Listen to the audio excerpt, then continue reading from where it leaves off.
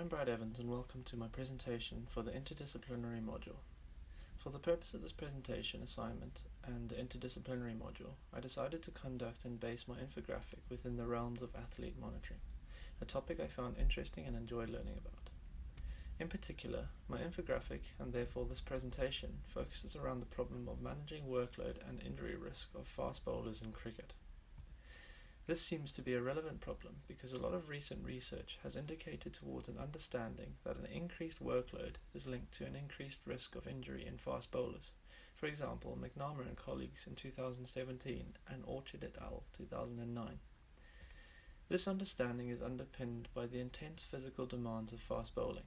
For example, Taliep et al. 2003 found that a fast bowler's heart rate ranges between 73% and 77% max heart rate during a spell of bowling. Furthermore, and more significantly, Stronach and colleagues in 2014 found that ground reaction forces of up to 12 times a bowler's body weight are experienced every time the front foot lands upon delivery, and some bowlers can bowl around 120 deliveries in a day of Test cricket. These strenuous physical demands can therefore lead to injuries, with the most common being lumbar spine-related or stress-related injuries and strains to the knees and lower back, according to McNamara et al. 2017 and Davies et al. 2008. However, despite the associations between injury risk and workload in fast bowling, demands have only increased in recent times, according to McNamara and Co. 2017, as T20 cricket has taken off and leagues around the world with large financial incentives attract players.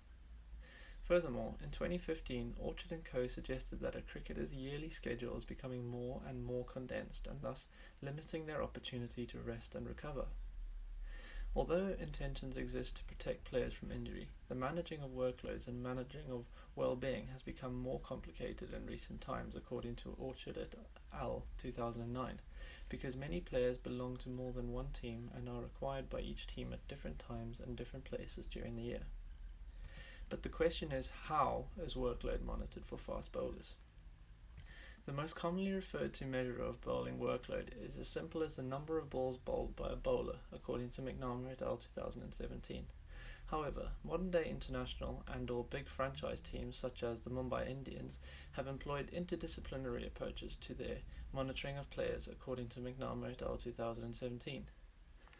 This approach, with advances in technology, have potentially allowed for a more in-depth understanding of the workloads experienced. Specifically for fast bowlers, workload monitoring practice of psychology, physiology, biomechanics and performance analysis seem to be commonly employed by these teams, according to McNamara and Co. in 2017 and Peterson and colleagues in 2010. Going into more detail about the athlete monitoring for fast bowlers, well-being questionnaires have been used as measures to monitor perceptual fatigue responses in other sports and cricket, according to Urason and Kinderman in 2002. Secondly, physiological measures such as the monitoring of endocrine responses, specifically cortisol and testosterone levels, have been used with high degree of success in monitoring fatigue and workload in fast bowlers, as suggested by McNamara and Co. in 2013. However, one would argue that monitoring hormones may require blood samples and therefore may be too invasive, expensive and complicated to carry out on a daily basis. But Morley and colleagues in 2006 suggested that saliva collection is an easy, non-invasive method to measure hormones. Additionally, biomechanical measures such as a counter-movement jump have been previously and successfully used to measure a fast bowler's neuromuscular fatigue response to workload by McNamara and colleagues in 2013. And finally, performance analysis, perhaps the most widely used method, is another tried and tested measure of workload. This comes in the form of GPS tracking, but advances in these technologies such as triaxial accelerometers and gyroscopes have made GPS data a powerful tool in monitoring athlete workloads. GPS tracking data includes acceleration, velocity, total distance, etc., etc. Coates and colleagues in 2007 suggested that these measures offer a useful and suitable method of monitoring the physical and emotional responses of athletes to a given workload. All in all, Elite sports teams monitor workload and fatigue in order to reduce injury risk and thus make informed decisions about team selection, according to Gamble in 2013. But Gamble also argues that reducing a fast bowler's workload is removing the stimulus for adaptation. Therefore, Gamble proposes that the restriction of workload for fast bowlers may actually be the cause of injury itself. However, various authors, including Dennis et al. 2003, Orchard et al. 2009, and Hewlin et al. 2014, have suggested that increased workload, bowling more than 300 balls in a week, under and over bowling, spikes in workloads, are all potential causes for injury and reasons to monitor fast bowlers' workload. Finally, to conclude the infographic section of this presentation, previous research has adopted an interdisciplinary approach to monitoring the fast bowler's workload, and I am in support of this, especially as Newell and colleagues in 2001 stated that interdisciplinary research allows for insights to be drawn from relevant disciplines and for those insights to be integrated into a more comprehensive and enriched understanding. Moving on to the bibliography section of this presentation, a large number of literature sources were used and referred to in order to strengthen the justification for the problem and approach chosen for this presentation. Furthermore, contemporary research was sought after and highlights the contemporary and relevant nature of the issue that is managing workloads of fast bowlers in cricket. Lastly, in order to create an appropriately eye-catching and equally informative infographic, I gain inspiration from sources other than existing literature. For example, a man named Jan Lemur provides many examples of extremely interesting and literature-supported infographics, so it was from his work that I gained inspiration for mine. As well as covering my infographic and bibliography, this presentation also gives attention to the competencies and values selected and reflected upon in my personal action plan with regard to those competencies identified by professions. Specifically, with regard to reflecting upon what I have learned as a result of my program of study and how it has enhanced my development, my highest rating of 9 out of 10 was for the area of competence named Work Autonomously and Take Responsibility for the Work of Self and Others.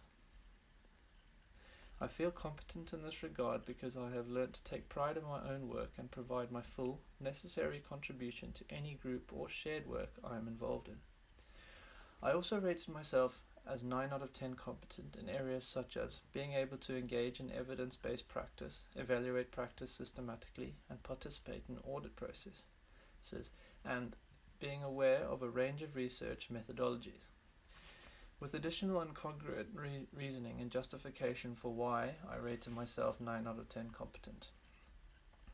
Additionally, when considering how my program of study has aided my preparation for this interdisciplinary module, I can safely say that my ability to engage in effective communication with specialist and non-specialist audience has been a central part.